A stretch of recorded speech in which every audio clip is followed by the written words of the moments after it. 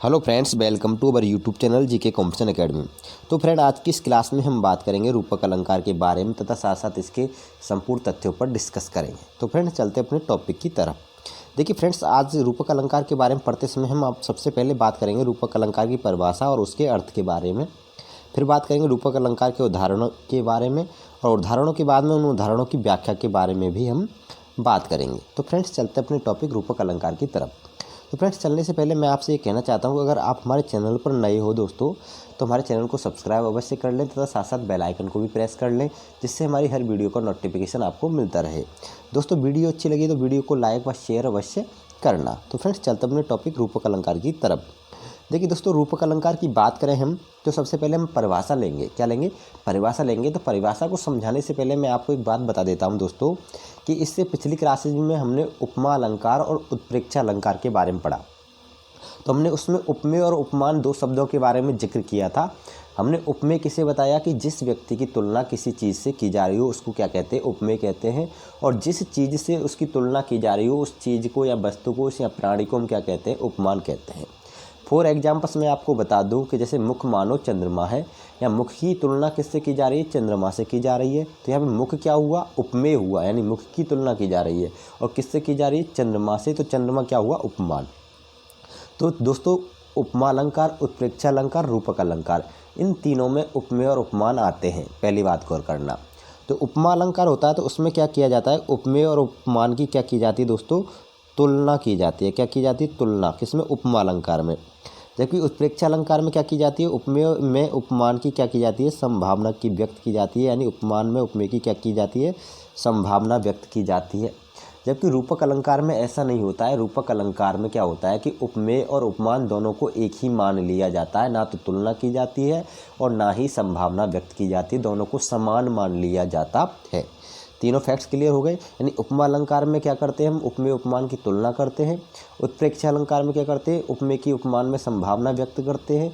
जबकि रूपक अलंकार में क्या होता है? उपमेय और उपमान दोनों को समान माना जाता है, दोनों को एक ही माना जाता है। बात समझ में आपको अच्छे से आ गई होगी। तीनों अलंकारों के बारे में अंतर समझ में आपको आ गया होगा। यानी परिभाषा पढ़े कि जहाँ गुण की अत्यंत समानता के कारण, किसकी समानता का? गुण की अत्यंत समानता के कारण उपमेय में उपमान का बिना नकारे आरोप, जहाँ उपमेय में उपमान का क्या हो? आरोप हो, आरोप कर उन्हें एक मान लिया जाता है, वहाँ रूपक अलंकार होता है। बात क्लियर?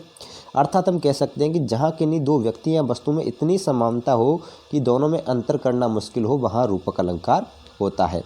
ये तो हो गई दोस्तों रूपक अलंकार की परिभाषा और उसका भावार्थ। दोस्तों, अब बात करते हैं, हम उदाहरणों की तरफ चलते हैं। उदाहरणों के माध्यम से समझते हैं कि रूपक अलंकार में उपमेय और उपमान दोनों को एक कैसे माना जाता है।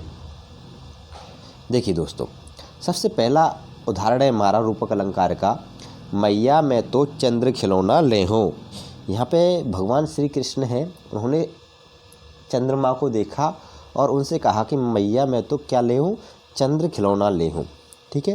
तो यहाँ पे चंद्र और खिलौना, एक बात और याद रखना दोस्तों, रूपक अलंकार में, ये रूपक अलंकार के 90% जो जितनी एग्जाम्पल्स हैं, उन एग्जाम्पल्स में क्या होता है? उपमेय और उपमान के बीच में योजक चिन्ह आता है। मैं सभी की नहीं कह रहा 100% सभी उदाहरणों में आता हो, लेकिन 90% एग्जाम्पल्स उदाहरण ऐसे हैं जिनमें उपमेय और उपमान के बीच में क्या आता है? योजक चिन्ह आता है। क्या आता है? योजक चिन्ह अवश्य आता है। देखिए, योजक चिन्ह आ रहा है चंद्र और खिलौना के बीच में। चंद्र क्या हो गया? यहाँ पे उपमेय हो गया, और खिलौना क्या हो गया? उपमान हो गया। तो यहाँ पे क्या कह रहा है? बालक मैया मैं चंद्र खिलौना ले हूँ। तो यहाँ पे उस बालक ने चंद्रमा को क्या माना है? खिलौना माना है, ना कि उसकी तुलना की है खिलौने से, और ना ही खिलौने में चंद्रमा की संभावना व्यक्ति है। केवल बालक ने चंद्रमा को क्या माना है? खिलौना माना है। बस खिलौने के समान बताया है चंद्रमा को, और बालक मैया से कह रहा है कि मैया में जो चंद्र खिलौना है उसको लेना है। आकाश में चंद्रमा देख लिया, उसको खिलौना समझकर कह रहा है मुझको तो यही खिलौना चाहिए। यानी चंद्रमा को खिलौने के समान माना है, यानी उपमेय और उपमान दोनों को एक ही मान लिया। उस बालक ने चंद्र खिलौना माना है, चांद का एक खिलौना माना है। तो इस प्रकार इस पंक्ति में कौन सा अलंकार हुआ? रूपक अलंकार हुआ। जैसे दूसरा एग्जाम्पल से, पायो जी मैंने राम रतन धन पायो। क्या पायो? राम रतन धन पायो। यहाँ पे राम को राम रतन का मतलब है यहाँ पे रतन धन की प्राप्ति नहीं हुई है, यहाँ पे राम पुत्र की प्राप्ति हुई है। तो उस राम पुत्र की प्राप्ति को, राम पुत्र को धन के समान माना है। किसके माना है? धन के समान माना है, ना कि राम की तुलना धन से की है, ना ही राम की संभावना धन में की है, रतन धन में की है। तो बात क्लियर हो गई होगी, आपकी समझ में आ गया होगा कि राम को रतन के समान यानी रत्न के समान माना है इन पंक्तियों में, ना कि संभावना व्यक्त की है, ना ही तुलना व्यक्त की है। जैसे चरण कमल बंदो हरिराई, यानी जो चरण कमल हैं, किसके चरण कमल हैं? हरि के चरण कमल हैं, उनकी वंदना कर रहे हैं हरिराई हम। तो यहाँ पे चरण कमल यानी भगवान श्री कृष्ण के जो चरण हैं उनको कमल माना है, ना कि कमल के से तुलना की है और ना ही कमल से संभावना व्यक्त की है। क्या माना? चरणों को कमल के समान माना है। ठीक है फ्रेंड्स, क्लियर। और जलता है यह है जीवन पतंग, या जीवन को पतंग के समान बताया है, ना कि पतंग से तुलना की है, ना ही पतंग में जीवन की संभावना व्यक्त की है। समान यानी किसके? पतंग के समान जीवन को बताया है कि जीव जलता है जीवन पतंग, जीवन पतंग जलता है हमारा, पतंग के समान हमारा जीवन जलता है। पतंग जैसे देखा होगा आपने, पतंगे का जीवन कैसे होता है कि दीपक पर जैसे ही पहुंचता है जल के मर जाता है, उसी प्रकार हमारा जीवन भी क्या है दोस्तों? उतार चढ़ाव आते रहते हैं। कब हम पतंगे के समान मर जाएं, कब हम जल जाएं, इसका कोई कह नहीं सकते। तो यहाँ पे जीवन को पतंग के समान माना है। इसमें एक उपमेय है, ये उपमान है, चरण उपमेय है, कमल उपमान है, राम उपमेय है, रतन उपमान है। इस प्रकार यहाँ उपमेय और उपमान को दोनों को क्या माना जा रहा है? समान माना जा रहा है। ना तो तुलना व्यक्त की जा रही है, ना ही संभावना व्यक्त की जा रही है। ओनली क्या किया जा रहा है? एक माना जा रहा है, दोनों को एक माना जा रहा है। उपमेय में उपमान का क्या किया जा रहा है? आरोप किया जा रहा है, उसके ऊपर बताया जा रहा है कि मैं तो ये हूँ। जैसे फॉर एग्जांपल हमने देखा होगा, हम तो बस किसी भी चीज़ को क्या मान लें?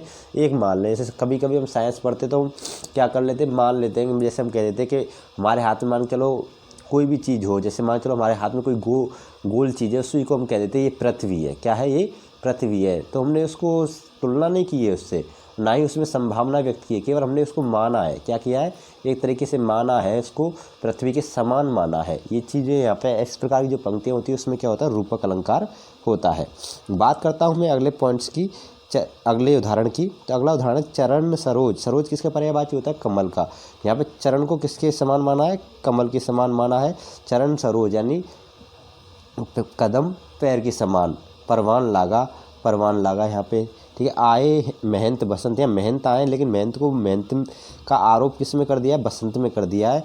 महंत बसंत। ठीक है। महंत बसंत, महंत को बसंत के समान बताया है कि जब महंत आते तो बसंत के समान यहाँ पे खुशहाली होती है। उलझा है मन कुरंग, मन को किसके समान बताया? कुरंग के समान बताया है। मुख चंद्र तुम्हारा देख सके, यानी यहाँ पे मुख की बात हो रही है। मुख को चंद्र के समान माना गया है, ना कि तुलना की जा रही है। तुम्हारा देख सके मन सागर मेरा लहराया, मन को क्या माना है? यहाँ पे सागर माना है, सागर के समान माना है। इस प्रकार इन सभी पंक्तियों में क्या हो रहा है दोस्तों? उपमेय और उपमान को एक माना जा रहा है, ना कि उनकी तुलना की जा रही है, ना ही उनकी संभावना व्यक्त की जा रही है। यानी इस प्रकार वे पंक्तियाँ जहाँ उपमेय और उपमान को एक माना जाए या उपमेय का उपमान में बिना नकारे आरोप कर दिया जाए, उन पंक्तियों में क्या होता है? रूपक अलंकार होता है। इस प्रकार दोस्तों हमारे रूपक अलंकार के जितने भी उदाहरण थे, जितने भी एग्जाम्पल्स थे, हमने कुछ महत्वपूर्ण एग्जाम्पल्स आपके लिए यहाँ लिए, उनके सारे पॉइंट्सों को आपको क्लियर किया कि रूपक अलंकार क्या होता है, उपमा अलंकार और उत्प्रेक्षा अलंकार में क्या क्या इन तीनों अलंकारों में डिफरेंस है। तो बात समझ गए होंगे। उपमा अलंकार में तुलना की जाती है उपमेय और उपमान की। उत्प्रेक्षा अलंकार में क्या किया जाता है? उपमेय में उपमान की संभावना व्यक्त की जाती है। जबकि रूपक अलंकार में ऐसा नहीं होता है। रूपक अलंकार में ना तो तुलना की जाती है, ना संभावना व्यक्त की जाती है, बल्कि दोनों को एक ही मान लिया जाता है, यानी दोनों को समान मान लिया जाता है, दोनों को एक जैसा मान लिया जाता है। इस प्रकार दोस्तों आज का जो हमारा रूपक अलंकार का टॉपिक था वो यही समाप्त होता है। दोस्तों वीडियो अच्छी लगी हो तो दोस्तों वीडियो को लाइक अवश्य करें। दोस्तों चैनल को सब्सक्राइब अवश्य करें, अगर सब्सक्राइब नहीं किया हो तो साथ साथ बेल आइकन को भी प्रेस कर लें, जिससे हमारी हर वीडियो का नोटिफिकेशन आपको मिलता रहे। फिर मिलते हैं दोस्तों आपसे नेक्स्ट अगली वीडियो में, तब तक के लिए अलविदा।